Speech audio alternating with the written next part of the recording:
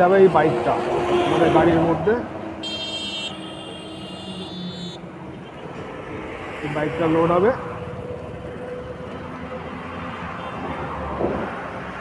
এই বাইকটাও যাবে কুচবিহার এই মালের সঙ্গে।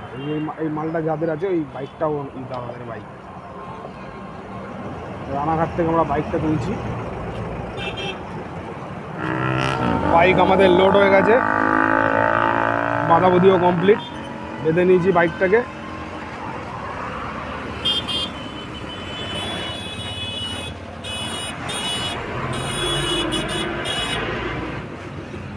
বাইক কমপ্লিট হয়ে গেছে বাঁধা, এবারে গাড়ি ছাড়বো এখান থেকে।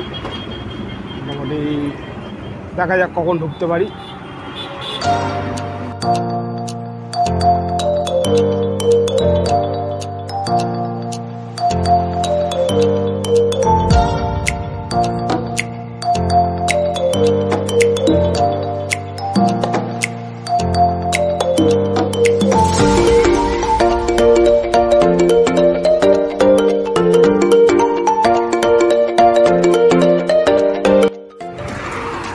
চলে এসেছি, এখন আমরা খাবো, কি খাবো, মুড়ি ঘুগনি, তাই তো?